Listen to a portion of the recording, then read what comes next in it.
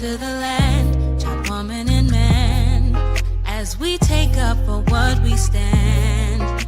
Better days and better nights, as we stand and unite. We're one and the same. Why is it so hard not to point and to blame? Better sheet, get our houses in order and we'll see the peace. There are steps that we must take if we want to see. I see my people rising, no more stopping us. A couple billion acres across America, us. The peace rose for the sake of us. The sake of us, the sake of us. I see my people rising, no more stopping us. A couple billion acres across America, us. The peace rose for the sake of us. No more feeling, telling me and beneath. What a beautiful moment, and a sight I can't wait to see. Even if I miss it, at least I wasn't part of the mission. Changing lives of men, women, and children. Our glory goes to He that causes us all to be. Oh, and if they're thinking we can, we show them that just as long as we stand. A monument, we the people can't be broken as long as we stay focused. I see my people rising, no more stopping us. A couple billion acres across America, us. The peace rose for the sake of us. For the sake of us. I see my people rising, no more stopping us. A couple billion acres across America, us. The peace rose for the sake of us. I see my people rising, yeah.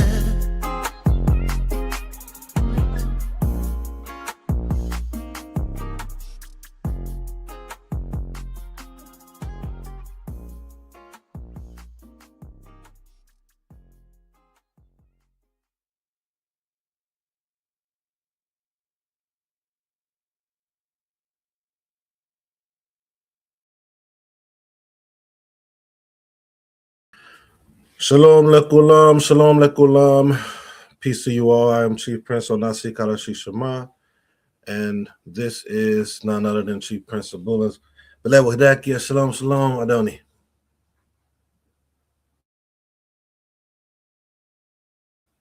You muted if you're speaking. Hey, hallelujah, shalom, shalom. Yubreka Yahweh, Ishmreka. Shalom, shalom. You all, if you're tuning in right now, this is, I want to say, the third one that we have done. But this is Sage Talk. And we, in this segment of House of Balance Network, we deal with context, we deal with culture, we deal with history, and we're just getting into the Maccabean period, the rise of the Pharisees. That is the title of today, the Maccabees and the rise of the Pharisees. For those of you that have been with us, we started off with dealing with Ezra, dealing with Hadassah, or people commonly know her as Esther, and going into Haggai or Haggai. And, you know, last week we spoke on a lot of different things that we believe that some may be familiar with, some may not be familiar with. But we're going to go ahead and go forward. Shalom, shalom to you, Chief Prince. Indeed. Shalom, shalom. How we doing? Doing well, doing well. For those that's tuning in right now or tuning in later, make sure that you take the time to hit subscribe. If you are on YouTube, hit subscribe. If you're on YouTube or Facebook, make sure that you share it, like it, and bring people to this platform so that they can gain some type of knowledge that may help and assist their path or increase their understanding if we are blessed to do so. So this topic right here, the Maccabees and the rise of the Pharisees, how important is it for us to know about this, know about the history concerning this? Adoni, you're very, very low. I can't really make out what you're saying right now. Yeah, I'm not sure why. If you're on right now, can you all hear me? Can someone in the chat put something in the inbox? Just give me 1 second. Something in the comments, you all. Put in the comments if you can hear me. Let me know. Let me know. I'm actually on my Isha's computer because I have to get a charger for mine. Mine just totally messed up. If you are tuning in right now, please, you all, let me know if you can hear me. If not, I have to go check it out myself.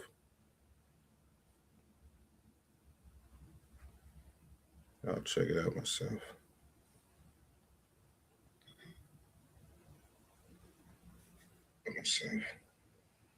All right, looks like I could be heard.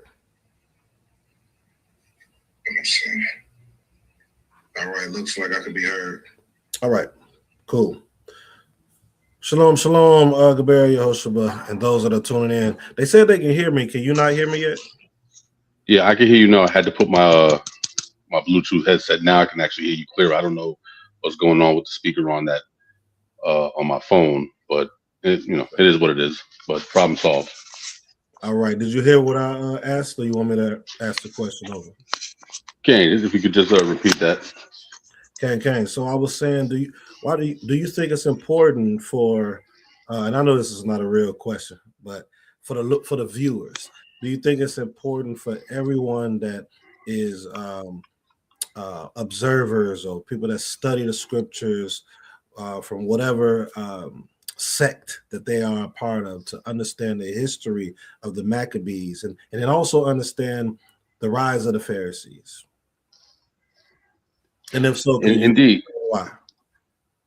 No, absolutely. It's I don't think it can ever be overstated the importance of the Maccabean period. I mean, there's a and as we spoke in the last couple of episodes, we know that 400 plus year gap in between the dawn of the pre-exilic Israelite history and then going all the way down to first century. I mean, that's a lot of ground. I mean, 400 something years. That's a lot of ground, a lot of history that has to be covered. And I mean, try to imagine explaining the condition of so-called Black people in America without using the 16, 17, 18, and 1900s. Yeah, that'd be banana. That'd be crazy.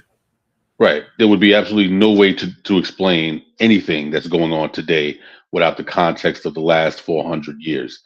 Likewise, it's impossible to understand what was happening in the first century of this particular dispensation without looking back at the 400 years prior that sets the stage for these things. And in the last episode, we kind of we tapped a little bit into the a little bit of the Septuagint, a little bit of um, Israel having to deal with the rise of Hellenism and all of the ramifications that came along with those events. Now, by the time we get to the Maccabean revolt, uh, there's a lot that has been going on at that point. So, obviously, history, the written history gives us limited information, but we can definitely infer from all of that material that by the time of the Maccabees, any Israelite defiance against Hellenism was pretty much done. Most Israelites at that point had just decided, you know what, there's no need to fight it. Let's just try to find, a situation where we can utilize Hellenism. And many of them, they dove headfirst into the culture. We saw that Israelites were they were taking Greek women and Israelite women were taking Greek men. They were having children of questionable parentage. They were naming these children after Greek gods. They were participating in the gymnasium activities, exercising naked as it was customary among the Greeks of that time, which is where the term gymnasium comes from. To exercise naked, from the word gyne. You know, so there's an understanding that we were completely submerged in the culture, and that's just talking about Jerusalem. We're not even going to talk about how it was in Alexandria, Egypt. They had completely uh, dove into Hellenism. So by the time we get to the Maccabees, and we as Israelites, we all know the story of the Maccabees. We understand that Matithyahu Maccabee and his sons, they refused to bow the knee um, to the Greek powers that were coming into the land, and basically they began the revolt. They fled to the mountains. They organized an Israelite militia, and they began to do battle, against these Greek forces, and obviously eventually getting them out of the land to a certain degree, and then rededicating the temple. We know this part of the story. That, like, everyone knows the story. If you're an Israelite, you don't know the story. You should pretty much wrap it up. You're washed up in the game. So we know the story. But there's a part of the story that is easily overlooked, and it's not by accident that it's overlooked. But when we go into, I want to say it's the First Maccabees at chapter 2, where we began to see the more of the guerrilla warfare on behalf of the Hasmoneans, or should I say the Maccabean family. There is a group of scholars, of wise men of the law, men who were literally about life and death when it came to defending the Torah and its integrity, who joined with the Maccabees. They became, a part of the militia. This group was called, in the King James, they're referred to as the Assyrians. Now, most people pass over that, no pun intended. Many people pass over that part of the text because, for the most part, most people don't know what an Assyrian is. They just probably assumed it was some Greek, whatever. They just didn't know. No one really knows what the Assyrians were. Um, as it turns out, the term Assyrian was a Greek version of the Hebrew term Chassidim, the pious ones. And these were the individuals. If when we go through the rest of the history of Maccabees, and we get into Second Maccabees, and we look at the related scriptures outside of Maccabees, such as the letter of Aristias, when we look at other pseudepigraphal works like of pseudo-fossilides, and we find out that these Assyrians, they were masters of the law. They were in the same vein. They were from the same stock of the men that were raised up during the time of Ezra. These individuals who knew the Torah, who knew the Tanakh back and forth, could recite it by memory, and not only recite it, but they could give a breakdown. They could go deep into the meaning of it, the inner meanings, the suggestions, the inferences, and could teach the people effectively how to apply that law in their everyday lives. This group of individuals of Hasidim, uh, a century and a half later, they would become known as the Parushim, or the Pharisees. Why is all of this important? And before I even go further, I just want to know, if you had any observations or anything that you wanted to tap into as well. Man, look, I can sit here and listen all day, especially when it comes to the connection of our literature, our history. And for those that's tuning in again, I'm going to do a brief summary leading up to this. We was in the book of Nehemiah, chapter 8, I believe it is. And that's when it talks about them giving them the understanding of what they were reading, right? And that word in that is parash, if I'm not mistaken, which is the root of where you see Parashim, as Chief Prince Zebulon just brought out. As he had stated on last week, this was never done before in our history, the way that it is. You have these men that were breaking the scripture down to the people in the way that we see similarities of today. This is where all this derived from. You remember you had Ezra had people on the right side of him, on the left side of him. You see this in some camps today. So Absolutely. if you're seeing this in some camps today and you're like, what is that? You know, you're used to Christianity. You're not used to that fully. But that is a cultural thing that Ezra kind of brought forth with these elders, with these leaders who had to, it started to replace, and this is what Chief Prince probably going to go into. He kind of touched on it last week. Didn't replace the priests per se, but kind of did in a sense. You know what I'm saying? So that Parashim, I thought is very important to understand where it came from. So you will go back to Nehemiah chapter 8, and you will go into the part when it says they made them to understand. And look up the word. You'll see what the purpose of that word is and what they actually did. Okay, I think I'm about to pass it back to you. So, that's what I wanted to ask. Can you speak briefly? Because you mentioned something, and I'm actually reading it now because you brought it to my attention. The letter of Aristias. Mm-hmm. And you mentioned that him, and I think you said someone else, they understood these men to be in relation or related to or stemming from those in Nehemiah chapter 8. Absolutely. And this is why this is one of the reasons why I can make a very compelling argument that that the post-exilic period in Israel was as equally important, and in some cases maybe even more important than pre-exilic. That's post-exilic more important than pre-exilic. Not that it's better, but because for so long Israel existed in a cultural and spiritual bubble. We did not, for the most part, we didn't deal with outsiders unless we had to deal with them. We operated within our own covenantal space.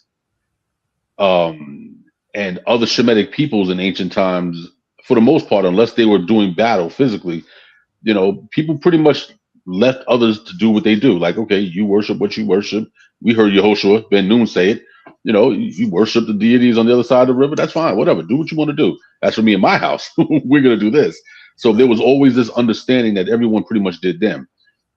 The post-exilic period was extremely difficult because for the first time, Israel was being approached with foreign concepts, and it wasn't necessarily by choice. It was a lot of coercion. They were being coerced into this, and the leaders of the people had to figure out a way to combat this influx of Hellenistic ideas. Mm-hmm. So when we go back to the time of Ezra, we see the seeds, like you said, we see the seeds that were planted for the idea of being able to eventually it did kind of replace the priesthood, but to give the people a living and quantitative example of what the Torah is. I said, and I want to say it was in the Kagai principle. I believe it was the Kagai principle. I wrote this in one of my books for that matter, but where if you really study what's going on at especially during the time of Nehemiah and Ezra, you realize that the issue goes back beyond what you're seeing there. This goes back to the time of the divided monarchy, where you began to see the battle between who? The prophets mm-hmm. and the priests. Okay. The priests were just giving the people the word as it is, no explanation, just do it. That's it. The prophets, if you ever noticed, their entire presentation was about what? Practical application. How do we go about doing X, Y, and Z? Perfect example of that is the issue of the Shabbat.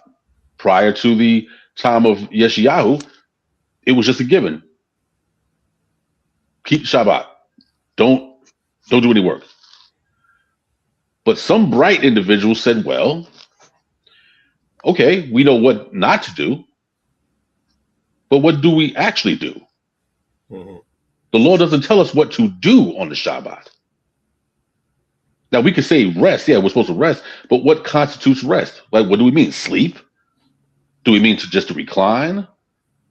Should we fast on the Shabbat? Because, food, if you digest food, it'll make the body work overtime to digest it, which means that the body is working, which means the Shabbat. Like, these are all of the questions that were popping up. And it was the prophets and the law, the scribes, these individuals who were able to sit down and give an explanation to these things.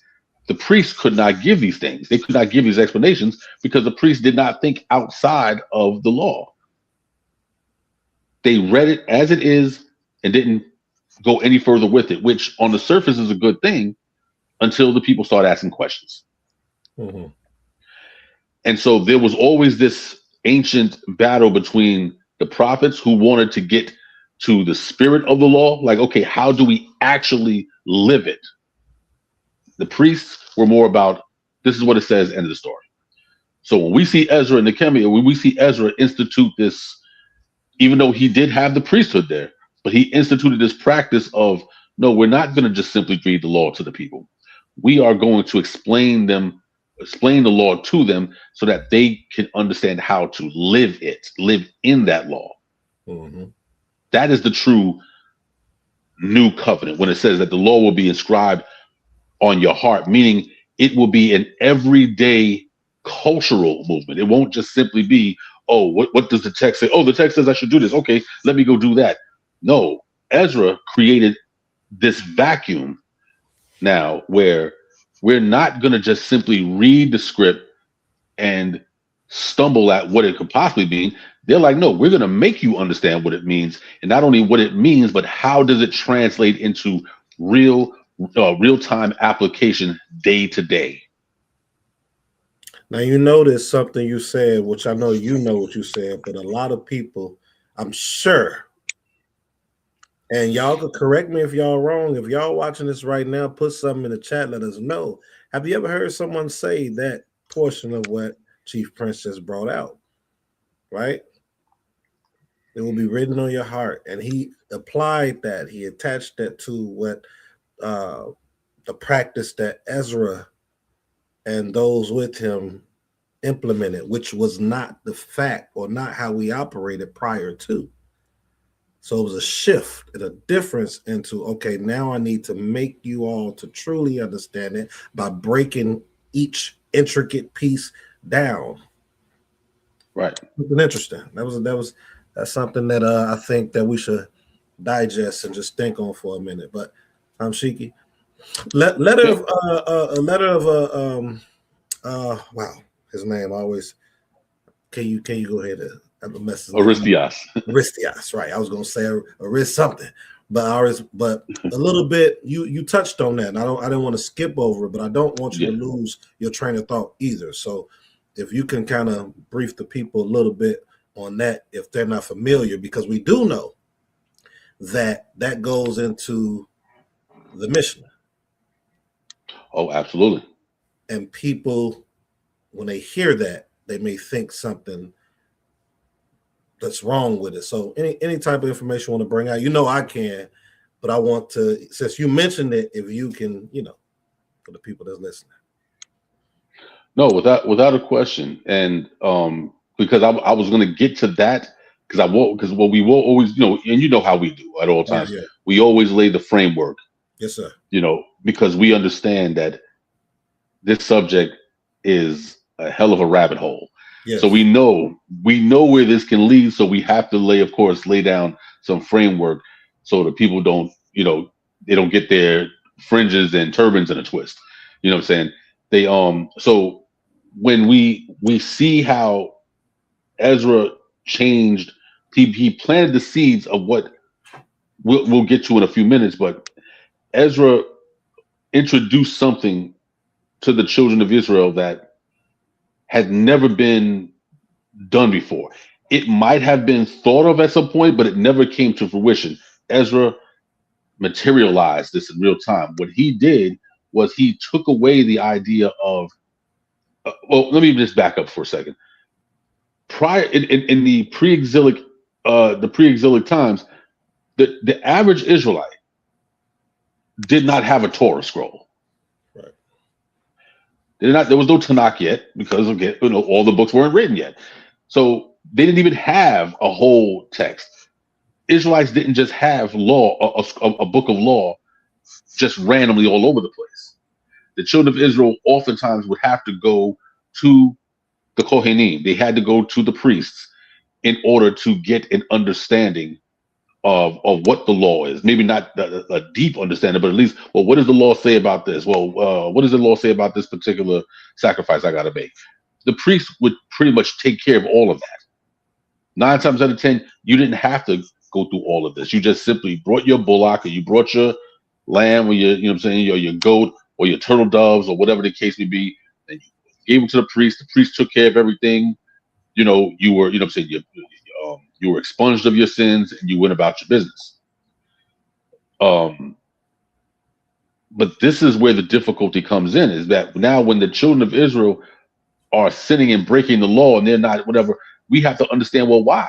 Well, because they were not given access to law on a consistent basis. That's right. The law for them at that time, a Torah scroll for them at that time, this was more like furniture in a home. Everyone didn't have it. This was just like, oh yes, the law, the law, the law. But they did not have regular access to it. Because again, how could they? Half the books that are in the so-called Old Testament, some of them were in the Northern Kingdom, some of them were in the Southern Kingdom. They were in different tribal allotments. Lamentations might have only been in the tribe of Benjamin and Simeon. Meanwhile, Psalms was only in Judah. They weren't known to anybody else outside of the tribe of Judah, or at least the Southern Kingdom. Northern Kingdom Israelites wouldn't have known anything about Psalms. Because remember, why did the Northern Kingdom, when Shlomo died or Rehoboam rose to power, what did the Northern Kingdom say? We have nothing with the house of David. To your tents, O Israel. That's right. They bounced. So in their mind, Psalms never really resonated with them because they're like, we're not of the house of David anyway. The Proverbs was of no consequence. The Northern Kingdom didn't even like Solomon. They were mad at Solomon because of the taxes that he levied against them for all of the building that he had to do with the temple and all this stuff. They were mad at that. So they were not. The Northern Kingdom was never fans of David and Shlomo. So they would not have had books or scrolls to that effect. It didn't matter to them. A lot of the prophetic books that we always talk about, oh yeah, whatever. Most of those books, the Northern Kingdom would not have known. Some of them, the Southern Kingdom would not have known, because these were prophets that were just going directly to the Northern Kingdom. The book of Jonah would not have been would not have been known by most Southern Kingdom Israelites. Mm-hmm. Because Jonah was not sent to the Southern Kingdom. He was sent to Nineveh. So most Yehudites would not have probably even knew who Jonah was. So we got to remember that, like this is something that we got to keep in mind, because this is the issue that Ezra ends up fixing. Okay. And what Ezra does is that he gathers all of the known material of that time, all of these scrolls, and he begins the process of putting together a master scroll from Bereshit all the way up to his time, which Chronicles. And then after Chronicles, of course, his scribe put the book of Ezra together, Nehemiah, whatever the case may be. And then those books eventually got into that proto-canon. But he put together a master document, a master scroll. And so for the first time, Israelites could see all of their past literature in one place. That's This right. had never been done before. It wasn't possible to do it pre-exilic. But he also plants a seed for something else. And we see this with the Assyrians. But before I get to the Assyrians, let me just go to the letter of Aristias, because what you're going to see with the letter of Aristias, matter of fact, no, I'm going to go with the Assyrians for now, because the letter of Aristias assumes that you know who the Assyrians are. That's what. Wait. You're going like I love this. I love this. I love this. And as people tuning in now, or going to tune in later, and they have to look at it realistically. We always talk about. Well, I always talk about. We read the scriptures like a fairy tale, and that's just from the knowledge that we have. But just the idea of you breaking it down the way that you did, I can I think I can say that a lot of people don't look at it that way, but getting that knowledge and connecting the dots will help us understand it. Because you just said the letter of Aristias assumes that you already know. Yeah. And that's something that we got to understand. A lot of the times we're reading something and it assumes that the reader already knows.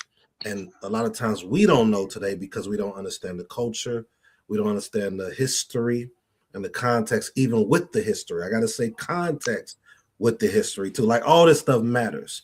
So Right. shalom to those of you that's tuning in. If you're on YouTube, make sure that you subscribe, like, and share.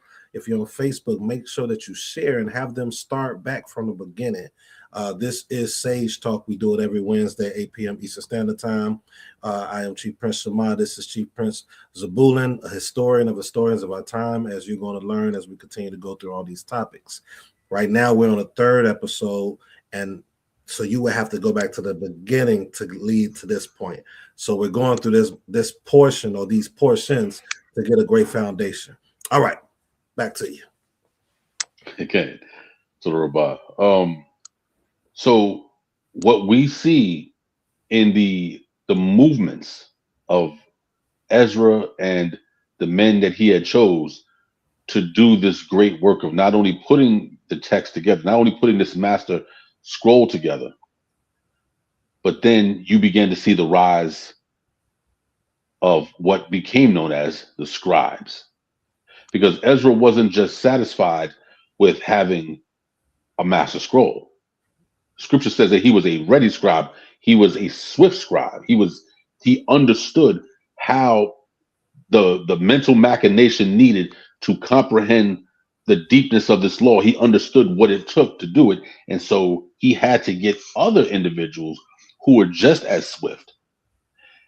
And they began to do something that was unheard of, especially in ancient times. We don't really see this happening in ancient times like this.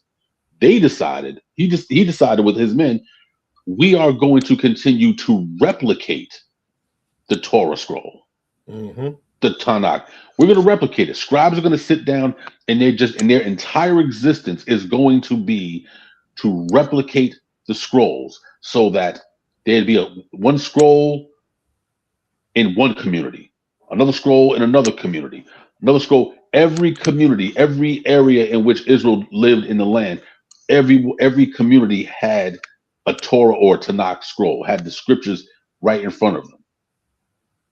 Now there was no more excuse as to, well, I didn't know, and the priest didn't know. There is no more excuse. So Written they on your set up heart. huh? Written on your heart. Oh yeah, absolutely. Now it's going to be in real time. Yeah. But he implements something else. There's something else that gets implemented. And that is every family and clan or whatever little community, they set up a Beit HaKnesset. I'm sure that wasn't the term that they used at the time, but this is what they set up. In English, in the New Testament, or whatever like that, they called it synagogues. They set up houses of study, houses of prayer. That means for the first time in Israelite history, Israelites did not have to wait for the Shabbat to hear the law. They could go every day to the Knesset. They can go every day to hear the law, to read the law. And it got to a point where it was no longer just Torah scrolls in the community. Now you had households who had their own Torah scrolls. Mm-hmm. Now the Lord of that house, the husband, can now instruct his family, can instruct his household in the Torah. Still take them to the elders for more edification, but now the law was literally living inside of your house, I want everyone's to say homes. something on that part too. I think it's important that everyone understands where he's going with this too. This implemented to reach and touch a lot of people within the different kahal assembly or communities, right? But he said a key part that did not remove the elders. They still went to those elders or those leaders to get a deeper and more concise understanding. That's the key. That's still culture. This isn't to remove that. I'm Shiki. Absolutely. And these things were important. We tend to overlook these things, or maybe not give it any real consideration, because these things are now considered a given. It's a given that we don't even have to go, we don't even have to have a Torah scroll. We go to Blue Letter Bible. You know what I'm saying? We pull up the online scrolls, whatever like that. We go to Safaria. You know what I'm saying? We these things are taken for granted. We don't think about how there was a time when literally what we read about in the book of Amos or Amos chapter 8, literally a famine of hearing the words of Yah, because everyone didn't have them. Right. Now we're in a time, Ezra plants the seed, and he has this lineage of individuals, of these powerful, swift-minded scribes that are all they do their entire life is nothing but writing scrolls over and over. All right, send this over to the house of Yehuda. Let's send this over to the house of Milchiah. Send this to the house of so on and so forth. Now you have communities with master scrolls, and they are all in agreement. This is a very important thing that Ezra sets in motion, because now when you start to get to the time of the Maccabees, you now have a company, there is a school of these individuals, and they're calling them the Assyrians. They were called the Hasidim. Mm-hmm. These individuals were now creating schools. So now it wasn't just simply a synagogue. Now it wasn't just simply, okay, you can just come here, whatever. No, these are now academies. And why is this important? Because the Pharisees, who eventually they were called the Pharisees, but the Hasidim, they had to make a very interesting judgment call when it came to how do we keep the law under circumstances that are making it nearly impossible. We recall this thing. We recall in the time of the Maccabees, during the Maccabean revolt, and what's very interesting, and I guess we'll make reference back to the Septuagint and the letter of Aristias. The letter of Aristias was a book that was written to describe the process in which the Septuagint would eventually be written. The Septuagint was written under duress in order for Israelites to save about 20,000, I believe it was between 10 and 20,000 Israelites who were being held captive by Greek forces. And so the king of that time, of the Seleucid Empire at that time, King Philadelphus, he made a deal with these Hasidim, these wise elders, and said, listen, if you copy me a book, give me a copy of your book of law, I will free your fellow Israelites. Mm-hmm. The Hasidim did not want to do it, but they also did not want to let Israelites remain in the hand of their captors. So they agreed to put together the Septuagint. Why is that important, and what does that have to do with the time of the Maccabees? Well, let's look at it. The Greek forces that are now going to war with the Maccabees, and the Maccabees are smashing them. It says the Greek forces said, wait a minute, you know, they keep a 7th-day Sabbath. They don't do anything on a Sabbath. They're required to rest. They can't do any work. They can't do anything on Sabbath. Why are we fighting them 6 days of the week? Why not just fight them on the 7th day? Right. We'll kill them then. And this is exactly what ended up happening. The forces were slaves because they're like, yo, we can't break the law. We can't do anything on the Shabbat. Meanwhile, the Greeks are, you know what I'm saying, the Greeks are wilding out on them, bodying them left and right. And this would have continued to happen if the Hasidim, or the forerunners of the Pharisees, the same ones who came from the line of Ezra and those scribes, this would have continued to happen had these elders not sit down and say, basically, what's the purpose of trying to keep the law or the Sabbath if we're dead? Right. It made no sense. The law requires that you be alive. So they made a judgment call and said, you know, it is not considered law. I mean, it is not considered work to defend yourself or even have to kill your enemies on the Sabbath. Mm-hmm. You know what I'm saying? You know, the Most High is the God of the living, not of the God of the dead. So that was their logic is like, no, we have to survive. What would be the point of doing all of this that we're doing if we're dead? And it was a radical concept. You know, the priests of that time, they were mortified by that idea. Yeah. The sons of Zadok, they were mortified. They're like, what, y'all are killing people on the Sabbath. And the Hasidim were like, yeah, well, we're you know what I'm saying, we're going to protect our homes, we're going to protect our people, our nation, and after we finish killing these Gentiles, we'll go and bathe, and we'll be unclean until the evening, and then we will and we will repent because we still broke the Shabbat, but life still goes on. Mm-hmm. This was a radical idea that, like I said, it didn't sit well with the sons of Zadok, the Zadokites, who later became the Sadducees. But these individuals, they were not happy with that. But the Pharisees understood that this is a different time that we're living in. We're living in a time where you have a nation of people that has our law. They know our weaknesses. They know our strength, and they're going to use this against us if we don't move wisely. Sound kind of familiar, don't it? Sound kind of familiar with today, what they did with us today. Indeed. They studied us, they knew us, they learned our weaknesses. Absolutely. You know, back then they had the letter of the letter of Aristias, you know, where they say, okay, well, here, write us a copy of your law and whatever, and they got to know who we are and what we are through that law.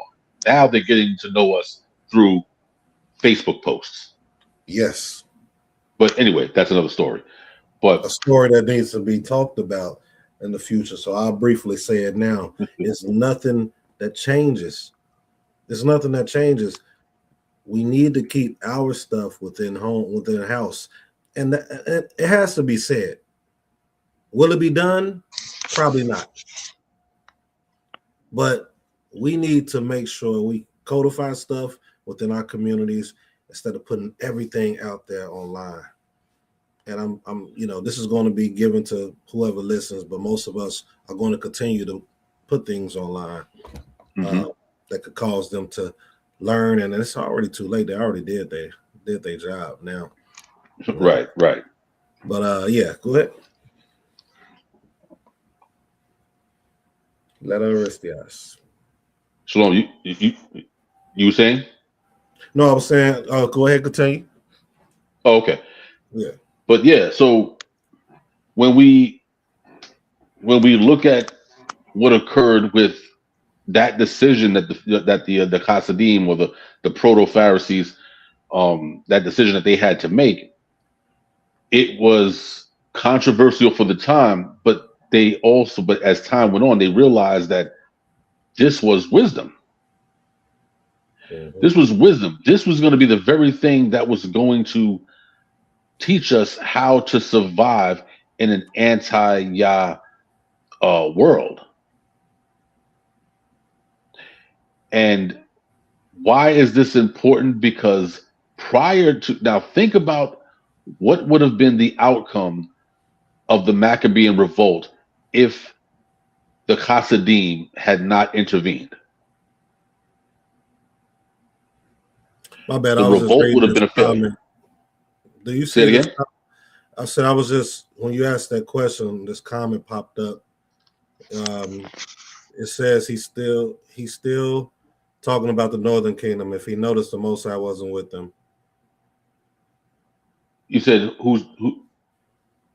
it was a comment, a Facebook comment. Can you see it now or no? I mean, I can see it. It That's well, says okay. I know. All right, I see what it did. Yeah, and so it said what the comment says. What? he's still talking about the Northern Kingdom. If he noticed the Most High wasn't with them. Okay, I'm not 100% sure what his angle with that comment is. I mean, respectfully, I just don't understand like what's he referencing. But if he Yeah. can just maybe add on a little extra into the comment, whatever. So maybe Yeah, I don't I know. can I listen don't know to if it. he's saying that the people within the Maccabean period are Northern Kingdom. I'm not sure if that's what he's saying. He didn't expound on it, but go ahead. Well, yeah. Well, yeah. Well, definitely the Maccabean people were definitely of Yehuda. The Northern Kingdom had already been at that point had already been exiled 500 years before. Yeah, So yeah. yeah. Now that's not to say that there were not remnants Mm-hmm, of Northern Kingdom. I mean, look at Toby of mm-hmm, Toby. So mm-hmm. we know that there's a few maybe a little remnants hanging around, whatever. But as a whole, yeah, the Maccabees were of Yehuda of the land of Yehuda, but they were of a priestly family. Mm-hmm. So they were obviously some of the Levites that were obviously scattered to each tribe to make sure that they were priests. But these were very interesting priests because if you look at the Hasmoneans or the Maccabees, they went against their own group. Their group are the priests. Mm-hmm. And by siding with the Hasidim, and this is why when you have once you get in later into the first book of Maccabees, you'll start to see why the Hasmonean dynasty began to crumble because as priests, they were supposed to side with the sons of Zadok, the Zadokites. But they're like, well, no, I mean, we're priests, but the Hasidim, they're making much sense. They're making a lot of sense. So there was a lot of internal strife, and this is why you have such a battle between the Pharisees and the Sadducees when the New Testament opens up. This is what is the root of their contention, is because the Pharisees were like, number one, people got to know this law, and not just know it; they got to be taught how to live it every single day. Every detail of their life has to be attached to this law. The Sadducees or the Saddukites at that point, they were more into uh making connections and covenants with the Greeks and as we saw the Romans sending Mm-hmm. letters and saying, hey, we'll build a covenant with each other and we'll be friends with each other, whatever. And of course, we saw how that played out. So Right. that didn't end well. But the rise of the Pharisees at this point. So when we get to the New Testament period, everything that we've read prior, everything that we've already discussed prior during the Hasidim, all of this continued to develop more and more and more to the point where now Torah, even during the time of the Romans, Torah was now a lifestyle. It was a communal thing now.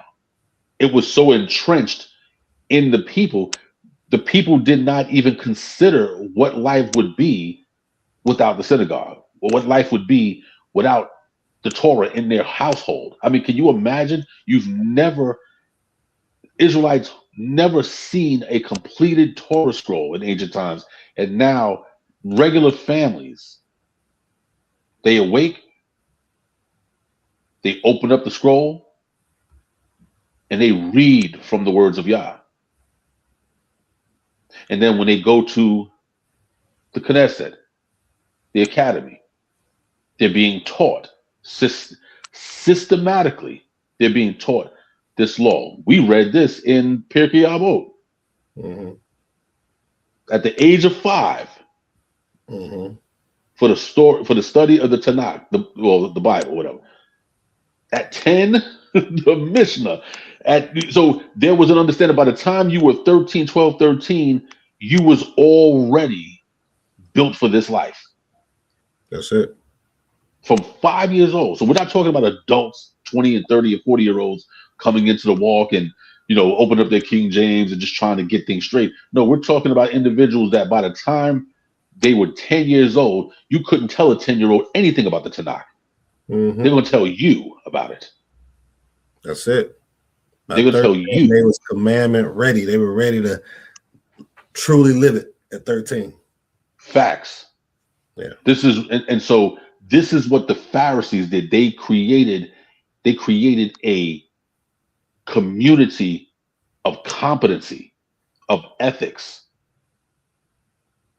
of scriptural astuteness, and how to make it alive in their everyday life, not just in theory, not just something that you see on a pamphlet or in a precept or whatever like that. No, they literally, the worship of, and I'm going to quote the late great Ben Ami Ben Israel. He said, the worship of Yah is a 24/7 process. It goes from everything, from the clothing you wear, to the food you eat, to the job you work on. It is an all-encompassing process. That's the worship of Yah. Worship of Yah is not popping up at a camp or a Shabbat meeting and singing some songs. That's good too. That's great. But that's supposed to be for the purpose of celebrating what's already been going on for the other 6 days. Okay. So the Pharisees were instrumental in establishing that system of education. And it's established through a direct line of scholars. If you can, Adoni, I don't know if you have Pirkei Avot at your disposal at this moment. You want me to look it up online, or you want me to grab my book? No, either one. I just need the opening text, the opening verse of Pirkei Avot, because this is important as to why Ezra said it prior, and why pedigree and registry, why these things are so important, because it gives you an insight into textual continuity. If you got it, let's I can run down to it's in my bag. If you could just give a little more commentary, I'm gonna go down and grab it real quick, because what I have on my phone doesn't have that opening that you're talking about.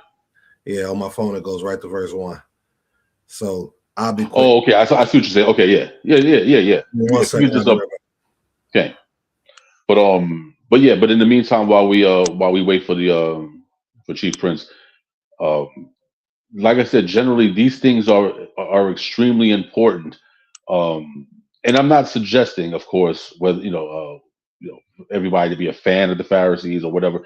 Everyone has their particular feelings about this. We're not talking about feelings. We're not talking about theology. We're talking about history, and the history. And I've said this many times before, is that history oftentimes cleans up the mess that theology creates. Much of the things that we say and believe are not rooted in history. They're not rooted in the actual textual tradition. They're rooted in feelings. This is one of the reasons why we're talking about this time period in Israelite history, because it is this time period that shows the continuity of the time of Ezra.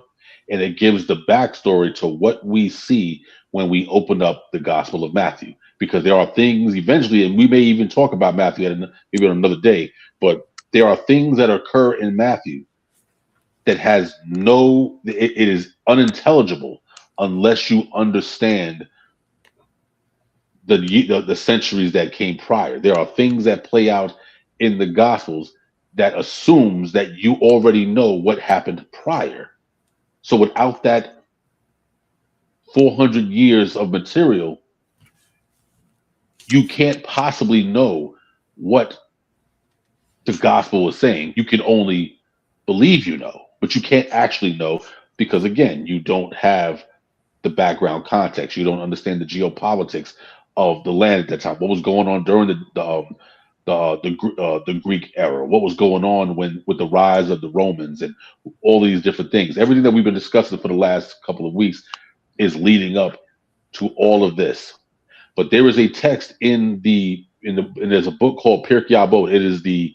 Um, it is the arguably one of the earliest writings of the Pharisees, aside from Ecclesiasticus, Ben Sirach, aside from Wisdom, aside from Maccabees. All of the books that you read in the Apocrypha and in the Pseudepigrapha, they were written by the Hasidim, or what we call the Pharisees. But Pirkei Avot, or Ethics of the Fathers, is one of the earliest of the writings, and the opening to this text is very important, connecting what we've already been discussing. If you could hit that up, Chief Prince. What part you want me to read? Because I'm trying to see exactly where am I starting from. It's not the foreword, right? I'm not reading that. Concerning Moshe received the law. Okay. Oh, that's verse 1. I could have used my phone, but no worries. Okay. If we can get it in well, I mean, if you got the Aramaic text in English, that's fine. Whatever. Just I read from this right here. Just tell me when to stop. All right. It says verse 1. Moshe received the Torah at Sinai and handed it down to Yehoshua. Yehoshua to the elders to the prophets, and the prophets handed it down to the men of the great assembly. The latter said 3 things. Be patient. Can you read it? Well, you can, but that's pretty. But that was pretty much it. But if you want to continue it, yeah. No. I can read it once more just so I can stop exactly where you wanted me to. So Moshe received the Torah at Sinai and handed it down to Yehoshua. Yehoshua to the elders to the prophets, and the prophets handed it down to the men of the great assembly. And the men of the great assembly begins with Ezra, because he is the first one to establish the actual assembly after the days of the prophets. Mm-hmm. They reestablished the temple. They reestablished the true worship. They established schools of Torah. All of these things. So there is it. So the opening of the Mishnah, the opening of the earliest writings of the Pharisees, is to show that these teachings, that the law was passed down successively, that they never left. There was never a broken link in that chain. There were always men of Yah that would have their hands on this law, have their hand on the words of Yah and the scriptures and the writings of the people, and every one of them was entrusted with guarding it. Mm-hmm. Because we've seen what happens when you don't guard it. It could possibly be destroyed. So the Pharisees, and again, there's a whole lot more we could talk about the Pharisees, but I'm also keeping tabs on the time or whatever like that. But Mm-hmm. the Pharisees were absolutely essential in those early centuries leading up to the opening of what they call the New Testament, because prior to them in the tradition of Ezra, there was no such thing as a school of Torah. Okay. There was no Israeli Tanakh school. Like there was no. Now the Pharisees, they institute education. So now it wasn't just, the law wasn't just something that people was in awe of. It was like, no, we're going to be in this law every single day. Yeah. Every day. And I want to say something too. I got to see where is it at. Do you know what chapter and verse? Because I'm trying to pay attention to the listeners that tune in or watch later, because we have to remember, and I know you're already aware of this, of course, but we have to remember that that word Pharisees. Like we Yeah. was at the number, we had like 8 people watching us, but once we start talking about Pharisees, it says one person is watching us. So Oh that yeah. yeah, that Pharisee word is extremely uh, triggering to most people. They don't understand that, just like with anything, there are always what people say bad seeds in the bunch, but the topic is not speaking about every last one of them. So when we're trying to talk about someone that might have a difference of understanding or is bringing something before the people that may seem a little more structured or law like or whatever, that must be a Pharisee. But Right. one of the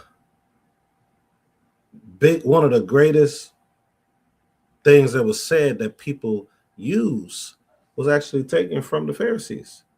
So Yeah. I was trying to find a script, not the scripture, I'm sorry, but the passage that talks about 2 or 3. And I don't know what I could find it if you give me a second. But I just wanted to show this because the very individual that people speak on learn, and we had this conversation this past weekend. I don't know if we want to go into that right now, go into that later, and I may hold off on it if we even plan to go on that in the future. But I just wanted to bring this part out because it's a school of thought that was very important to those men and women that were righteous, that Right. truly served the Most High. And the school of thought went through multiple men and women that were on that path. So as I'm talking, I'm trying to find it real quick, unless you already know where I'm going to. No, I don't. No, I have no idea where you. I mean, I have a somewhat of an idea, but I don't know specifically. But There we but as go. far. Here we go. I Oh, okay, found you it. got it. All right. I got it Let's do it. right here. All right. So the part I wanted to bring out, because Pharisees, you're speaking on ethics of the fathers, Podokeh, both being one of the first writings of the Pharisees, and this would have been written before the first century, correct? Oh yeah, substantially. All right, substantially written before the first century, you all. Rabbi Hananiah ben Teredion said, if two sit together and no words of Torah are spoken between them, they are a session of scoffers, Mhm. of whom it is said, a good man does not sit in the company of scoffers. I always speak on this too, using Psalms, right? Mhm. But when two sit together and interchange words of the Torah, the Shekinah abides between them, as it is said, then those who revered the Most High spoke to each other, and the Most High listened and heard, and in his presence a record was written of those who revere the Most High and respect his name. So why am I reading this? Just pay attention. It says, but when two or more sit together and interchange words of the Torah. So when two or more are gathered in the Mhm. authority that is within the same authority of those that are righteous of Most High, then it says the Shekinah abides between them. What does that sound similar to? Mhm. So the school of thought that was prior to those within the first century of any assembly, it's a constant righteous school of thought that's passed down, as we had read in the very beginning. It says Moshe passed, Yehoshua passed down, blah blah blah, and went to the great men of the assembly, because that method, that understanding, that school of thought of righteousness and understanding of we come together and we build together, then the Most High has to be present within us as long as we're operating righteousness. That has been going on since before the first century. I just wanted to bring that up.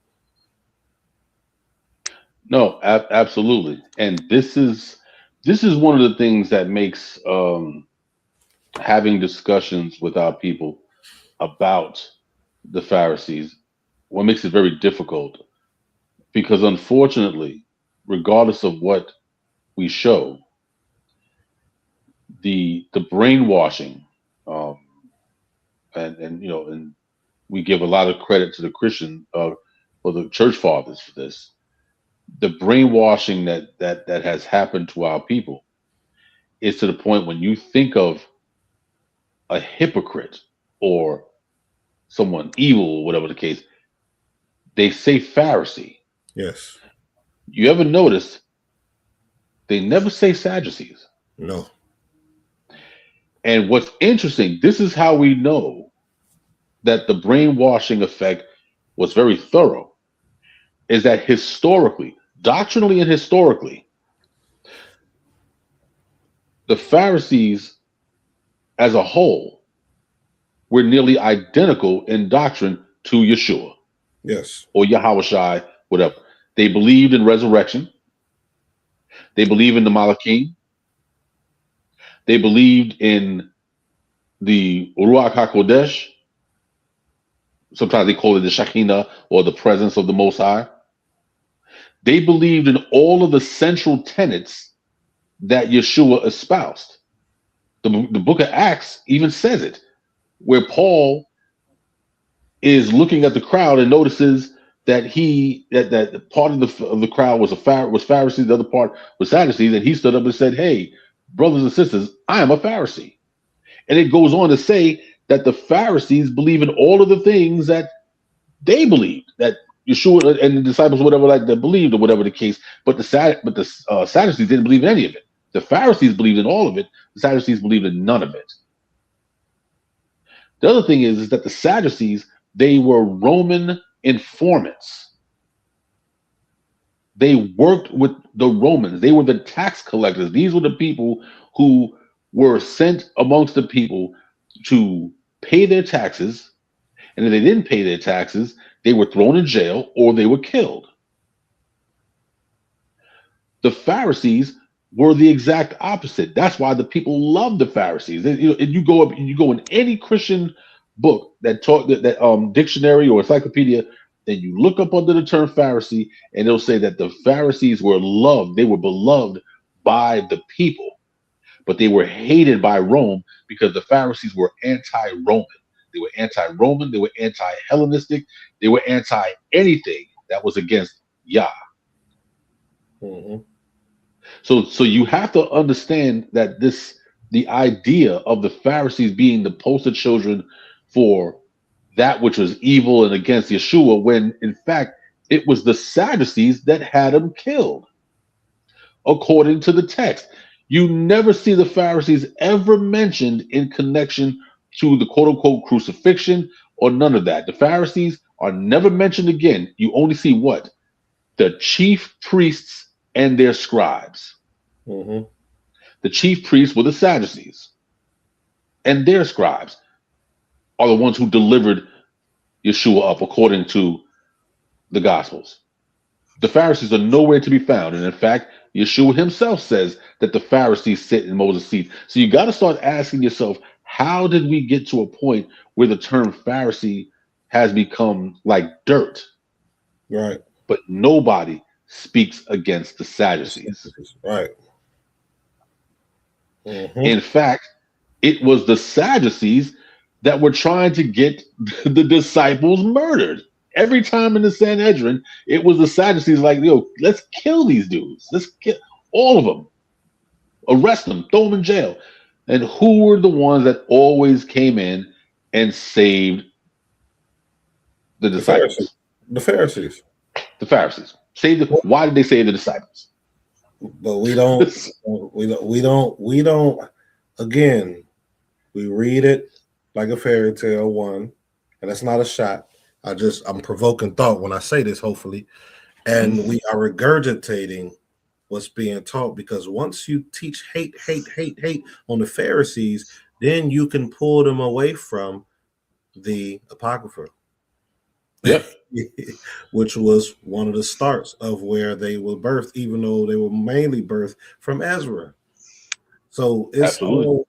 all of this is now you gotta be doing what you do. I was about to say the famous words of manifest. It's all connected. So you don't That, know that nothing about manifest. We have to talk about that another time. But no, that I know, I know. it's all connected. So I think it's important because some people might be asking, well, why y'all going into this? Y'all don't, Chief Prince Shama, me, you don't really go into these areas, right? But I think it's important for us to do this, especially for those that their main focus is after the first century. Even though the first century, those that was within it, their focus was the past. Right. You know. But yeah, I'm glad we brought that out. I wanted to bring, and you said something too. You said Shekinah, and you said that they viewed it. You kind of glossed over it a little bit really quickly, but what did you compare the Shekinah to? What do You you mean? said the Shekinah was compared to something. Like when I said the presence, Yes. because Okay.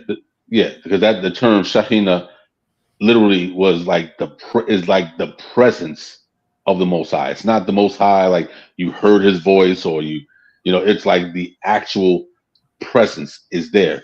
That Right. is So, equivalent to what people often use as uh the Ruach Hakodesh. right.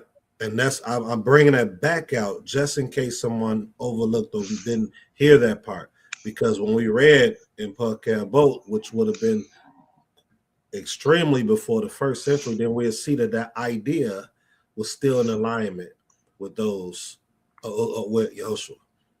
Two or more gathered, then the Shekinah, the presence of the Most High, will be amongst you all. This was just something how we thought. And if we thought like that, then we should start looking at other teachings and see how much or what those teachings was really saying. Like it's so much, and it's not enough time, not enough sessions, and not enough people that would be willing to want to sit and listen for us to really go over in detail these things and how uh, um, we have made these things. To me, I always say this like a fairy tale versus a culture, a righteous culture understanding. So Mhm. did you have anything else you wanted us to go into? No, I mean because and again, it's I know the subject is a touchy one, Yeah, uh, and I think we can kind of, like you said, we can kind of tell by the the little drop off, whatever it was like about that. 8 people dropped off. They came, a Yeah, few of them no, came back right now, but it dropped yeah, off tremendously once we said Pharisees. I'm like, if people understood, which I don't think most of us do not understand, especially if we're talking about the New Testament, it's a narrative, and the narrative is there for a reason. And you've made something very clear. One of the things I really haven't heard people say, I'm sure people do say it, but I haven't really heard it. The Pharisees' jobs was to challenge. It was a lot going on in that time. You know how many people was popping up saying what they was? yes, So it sir. was a lot of challenging. And then after that last thing that was asked, what did he do? They dropped off, like you said. And those going forward who was doing certain things according to the Gospels, I want to make sure I say that, Right. was the Sadducees. Learn the difference between the Sadducees and the Pharisees, you all.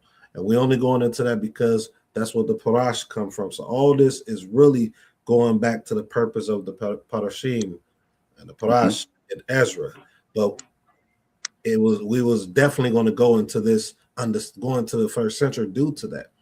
But learn these things. Some people, we learn about the Ebionites, right? We learn about all these different things, but the history of these things are very important. Now, we will one day go into the Ebionites because me Oh and yeah. Chief Prince had some conversations, man, and I ain't going to say nothing now, but it can lead to something. It may be in the future. So we have to tackle the history. The history is going to open the door to our understanding more. This isn't to say those that's watching right now may not have the understanding. You may, but most of us don't. So that's what we're doing here, Sage Talk. Anything else Indeed. you have? And in connection with what you said a couple of moments ago, when because I've had these conversations many times over the years. I mean, 20 whatever plus years concerning the Pharisees and their place um, in the Gospels, specifically the Gospel of Matthew. And I've told people numerous times that, again, you have to understand the backstory. You got to understand geopolitics. And I always give credit to the late, great Ben Ami Ben Israel, because he was one of the first, I think he might have been the first Israelite elder that I've ever heard do an entire teaching on the power of geopolitics. I didn't even knew that term existed like that. I'm like, geopolitics, you know what I'm saying? Whatever.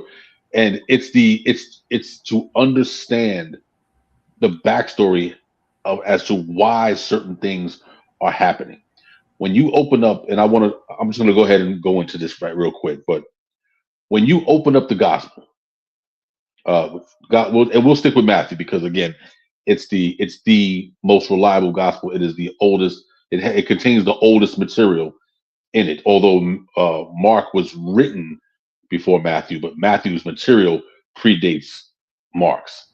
But when you open up Matthew, there's a lot of things that are occurring that assumes that the reader knows what's going on.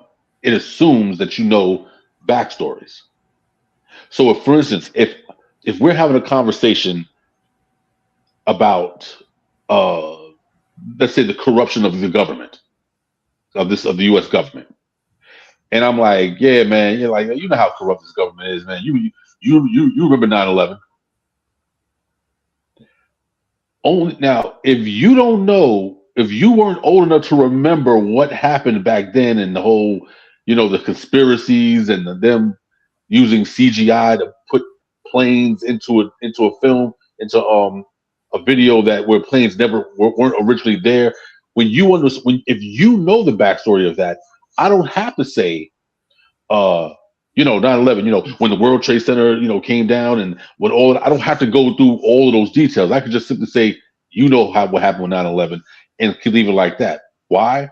Because we know what happened. We understand the backstory. Mm-hmm. So we don't have to go into detail about those things because it's already understood. It's the same thing when you open up the Gospel of Matthew. There are things that are occurring in these writings that the author assumes that the reader already knows. And one of the things that we see pop up in the Gospels, specifically Matthew, is about how false prophets, or not false prophets, but false messiahs rose up in the previous days, you know what I'm saying? And even to that day, there were false individuals that were rising up saying that they were anointed, so on and so forth, and it said, and led many astray. Why is this important? Because the Pharisees were the gatekeepers to all of this. It was their job to question anybody. They had already experienced all of these previous situations where individuals rising up saying that they were some great one, and it turned out to not be the case and got people killed or harmed or whatever the case may be. So the Pharisees, in the spirit of Isaiah chapter 8, was that Isaiah 8:20? They said, okay, you know what? If someone rises up and saying that they are some great one, we're going to quiz them. If you are who you say you are, you will have no problem answering my question. And the Pharisees were very big on this because again, they were the guardians of the people, unlike the Sadducees, unlike the Herodians and the Grecians, all these people. that had sold the Israelite people out and went over on the other side to the enemy, the Pharisees were still standing 10 toes to the ground for their people. So when someone pops up and says, "Hey, I'm so and so, why don't you follow me?" The Pharisees are gonna be like, really? Okay, got some questions for you, dude." And so when we see the Pharisees questioning Yeshua or Yahushua, Israelites tend to look at that and be like, "Oh, they didn't have faith. Why are they over here questioning them?" No, they did have faith before, and it got our people killed. So now, if you are who you say you are, what does the law say? That, what I'm saying, if a thing come to pass, then okay, fine. But if, what I'm saying, but if their prophecy, if what they say it does not come to pass, they are false. They shall be put to death. And the Pharisees took that to heart. So if someone pops up and they say, "Oh, I'm so and so," the first thing they're going to say is, well, Moshe said so and so and so. But what do you say? It's a trick question. Because the moment that he says, "Well, I say," they're going to wait to see if he contradicts Moshe. If he contradicts Moshe, we kill him because he's clearly a false prophet. No true prophet or true Mashiach is going to go against the word of Yah. Right. So they continue to question him and quiz him. They want to know, can we trust this dude? Because there's a lot of individuals that popped up that were healing who were healing the sick. Many individuals doing that. Yeah, someone. What was it? Remember, Simeon the magician? Mm-hmm. He was doing the very same things that the disciples were doing. So how do you distinguish between the disciples and Simeon the magician? How do you distinguish between the two? Who is false and who is true? This is why the Pharisees were the way that they were, because they're like, if you are who you say you are, you should have no problem with our questions. You should be able to pass with a flying colors. But if you get all upset and acting a fool because we're making you prove who you say you are, then maybe you're not who you say you are. Mm-hmm. And the scripture says that after they asked him the question about Dawid, Mm-hmm. it says that after that, it says they asked him no more questions. Right. They were good. They were like, okay, cool. And remember, many of those Pharisees probably knew who he was because he sat at their feet when he was 12. Right. So they probably was like, what goes with Perkel Boat when it says by the time you are 13, you need to go into it. And on our conversation we had this past Shabbat, you brought out that if he was 12, this is when the parents took him to sit before those elders before going into his 13th year. right. And why would his parents bring them to sit amongst Pharisees if they were evil? Mm-hmm. So, but my point in bringing that all of that up is that those individuals who question the Pharisees, and I'm not saying that all Pharisees were good, just like in any group. People say, well, the disciples. Well, let's also remember the biggest, arguably the most important writer in the New Testament, Paul. He was notorious for killing followers of Yeshua, killing them, arresting them, beating them, scourging them. He says it himself. So should we say that based on the actions of Paul, we should not believe Paul? We shouldn't believe any of the disciples because, disciples, they be killing all. No, we understand that. No, he operated the way he operated. But that wasn't all of those individuals, just like the Pharisees. Yes, there were some Pharisees that were not right and exact. But that wasn't all Pharisees. But again, this is a spirit that many of our people have gotten from the Christian church, even to this day, you'll have an individual who will have one bad experience in a camp and will condemn all camps now and say, I don't deal with no camps. But you haven't even dealt with 2 camps in your life. We got individuals that ain't dealt with any and they still doing it. That's some Pharisaic ways right there. Right. Never been to a camp ever in their life. They came into this walk in the 2020s. Mm-hmm. And it's saying, yeah, you know what? And that's what I'm saying. It's that spirit of, and I really recommend, if those who are out there who are listening or watching, or who will eventually listen and watch it. I wrote a book a few years ago called "The History of the New Testament Canon." Yeah, excellent book. I appreciate it.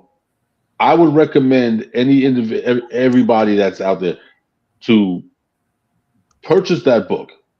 And even if you don't want to purchase the book, that's fine. You don't have to purchase the book. But go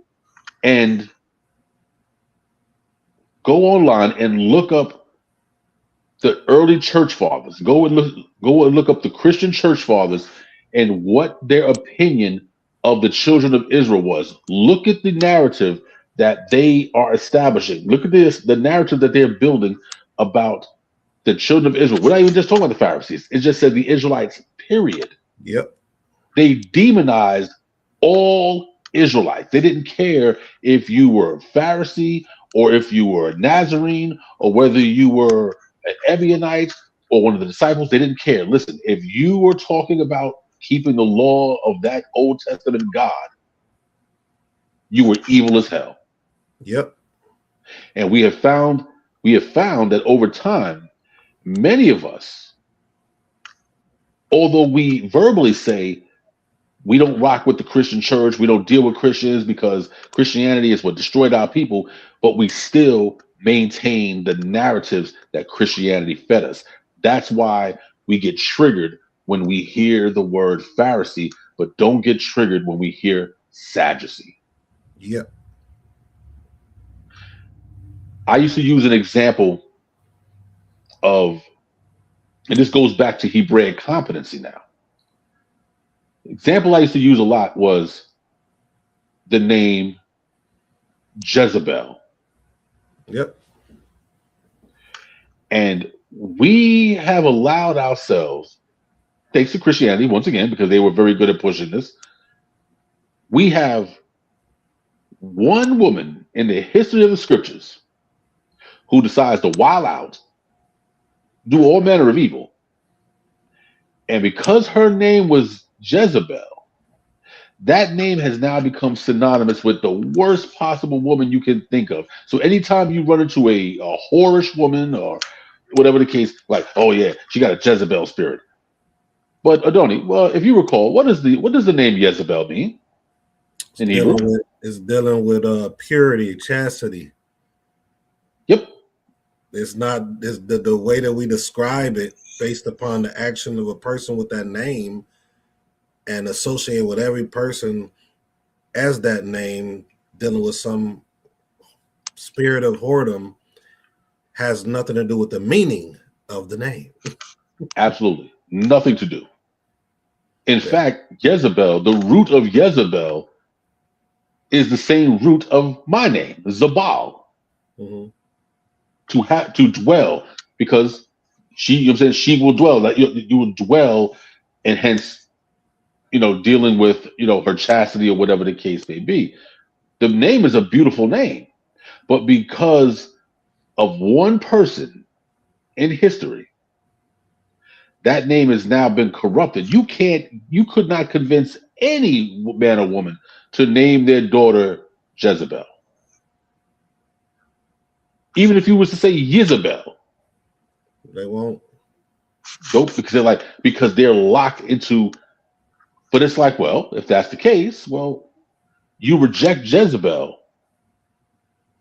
but why don't you reject Judah? I mean, look at Judas. Judas, same name. Yeah. What about? So what I'm saying, so I use these examples to illustrate that much of what we believe, much of what we have been taught, has not been based on, and I'll use a popular term. It's not based on accurate knowledge. Yeah. It's based on feelings. It's based on what the Christian church has placed in us. And even those of us who speak adamantly against Christianity, we are still very Christian in the way that we think. And so we treat the Pharisees, or just the name Pharisee, as if it is talking about the devil. Meanwhile, we are allowed to, well, I'll hold my tongue on that part. What But about one of the best examples that I could give? yep. And this will drop the ball or drop the mic. You have Yeshua, Ben Yosef. Hmm. Then you have Yeshua, Barnabas. Yeah, Barabbas. Barnabas. But yeah, that's So, it. so one was looked at as horrible, and the other one. So it's the concept of building a whole doctrine, a Mhm. whole ideology, or based on a name. I think is something that we have to shift as well. So I'm not trying to go too far off, but I brought that Yeah. example. It's the same sense with Isabel or Jezebel, and same sense with the Pharisees as well. So we just got to go more into the history of these things so that we could get a better understanding and treat it according to how it should be understood. And that's why, tying it back to the very beginning, this is why Hellenism, one of the other elements of Hellenism was what? Was the gradual, it was the gradual process of causing Israel to hate themselves. Mm-hmm. This was done very slowly, but to use a Zion Lex term, meticulously. It was a very slow and meticulous process, but it was very effective. So by the time we get down to the first century ACE, it was okay to hate Israelites. The Israelites murdered Christ, although the text shows it was the Romans who did it. Mm-hmm. The Romans got a pass on the death of Yeshua. But Israelites who had absolutely nothing to do with the death are actually called the villain. But I'm treading very lightly on this stuff. But it's still important that we understand that everything that we are seeing in the first century, these seeds were planted 4 centuries prior, Mm-hmm.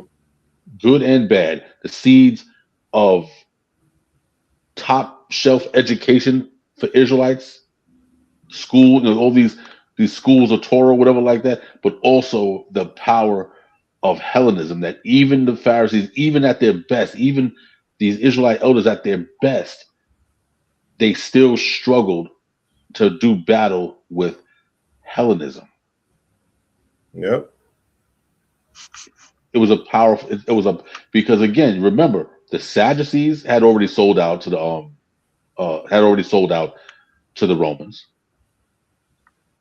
The Herodians, these were Israelites who were rocking with Herod.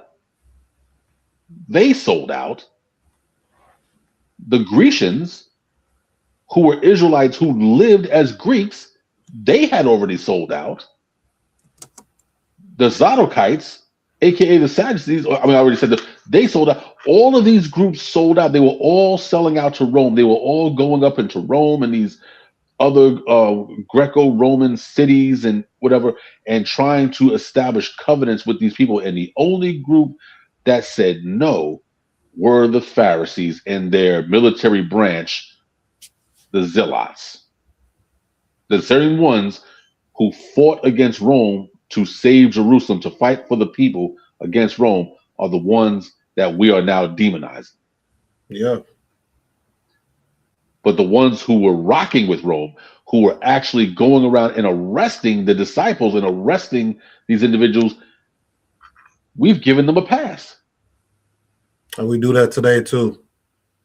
In fact, We give them a pass versus those of us that are pushing righteous cultural understanding, those that are pushing accountability and structure and order, those of us that are pushing honoring the elders, the righteous elders, leaders as well, and trying to get those that may not be in these type of offices to understand the same concept that Ezra put in place with, hey, this needs to be in all of our homes so we get a full understanding versus somebody just telling us a little bit of something. No knock on that, but we're seeing that today.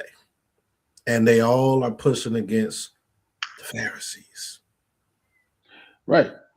But all of this comes from not knowing this is what happens when you forget or you ignore your history. I give you a secular example, but it's one of the most ridiculous examples. You think about uh, in so-called rap music, one of the biggest artists that people always talk about, whatever, is Eminem, right? Eminem had a song in which in there he was like, I am who you say I am. If I wasn't, why would you say I? Everyone loves this Eminem song. It's like, yeah, man, Eminem, bars, bars, bars, bars. But no one understood the history prior to it. So they're thinking that this is just something that Eminem just came out of nowhere with. And you come to find out that that entire hook was a line from Rakim's song in 1987 called The Rhyme Ain't Done, where he says, I'm the R, the A to the K I am. If I wasn't, then why would I say I am? Mm-hmm. But you have a generation of people that think that this is the origin, that Eminem is the origin of that line. And you come to find out that 30 years prior, this was someone else's. That's what happens when we don't study history. We Yeah. assume that what we're seeing today is all there is to see. And there is an entire history that predates it that gives us all the information that we need to understand it in its correct context. And until we get to that point where we're not afraid of looking into our history, we'll continue to be no different than the church fathers. Okay. And with that, I yield. And with that, we're going to close out. We appreciate you all tuning in. Please leave some comments. Let us know your thoughts on what's been discussed today. Bring out questions if you have any. We're going to keep going. We're going to keep digging deep into these things. So please, each Yom Rebbe or Wednesday at 8 p.m. Eastern Standard Time, make sure you tune in. If you miss it during the time that we're live, then come back and view it later and make sure you share with those that you think may benefit from it. Because in the scriptures, it says that these leaders, these teachers were not a benefit to the people. And that's what we have to make sure that we are a benefit to the Most High's people so that we can do what it is he gave us. But before we go forward, I just want to show something. Tomorrow, you all, we are going to be, me and my Isha is going to be doing what is the name of it? I just lost my train of thought. Give me 1 second. I'm about to pull it up for you all to see it. I'm about to bring you back up on here, Chief Prince. 1 second. Let me do this real quick. Run It Back. It's called Run It Back album listening party. We're going to be doing at 8 p.m. Eastern Standard Time, you all. So if you are available, you might want to tune in. One of the main reasons we're doing it is because we have a new single that's going to be released. Some people may have heard it, a little bit of it already, but it's going to be a single that's going to be released on all platforms, all streaming platforms. So go ahead and make sure you all follow us when we do go live on these platforms. Give me a second. I'm trying to bring it up. Should be this right here. All right. So, Running Back album listening party, 8 p.m. Eastern Standard Time tomorrow. Tune in. You all don't miss it. That is very small, but you should be able to see it. Don't miss it. Tune in. House of Balance Network on tomorrow. I'll make sure I'm posting some links later today and or tomorrow. We're going to go through the whole album. Some of you already heard it. Most of you most likely didn't. So we're going to go through the album. We're going to speak on it a little bit, how some of the songs came about, and then we're going to segue into letting you all know what the new album will be about. So we look forward to that. And we are working on the second album already right now as well, you all. So without further ado with that, hold on, I don't want to say we're about to go. There's one more thing I think I want to share.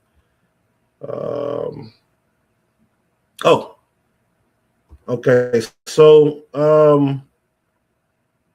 I'll talk to you all tomorrow on it, more than likely. I'll let that be tonight. We're going to close out, but I'm going to bring something out maybe tomorrow, more than likely on Shabbat. I'll bring something out on Yom Shabbat that we are opening up for the public a little bit, but I'll talk about that on that day. Let me see if there's any comments. All right, good example. I wish I knew what you were saying. Good example on the Barrett. Shalom, shalom. Morad Douglas, appreciate you tuning in. If you missed most of it, hey, listen back on it and let us know your thoughts. Sure we'll be seeing you soon. And without further ado, everyone, I am tired. My mouth is just crazy right now. Pause. Shalom, shalom.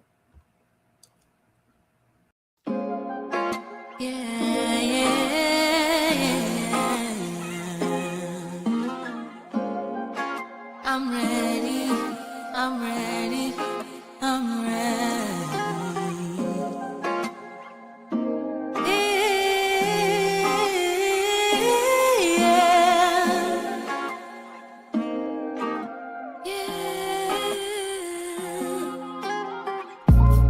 I see a dream, that dream is green, and I don't mean material things. Freedom to the land, child, woman, and man, as we take up for what we stand. Better days and better nights, as we stand and unite. We're one and the same. Why is it so hard not to point and to blame? Better sheet, get our houses in order and we'll see the peace.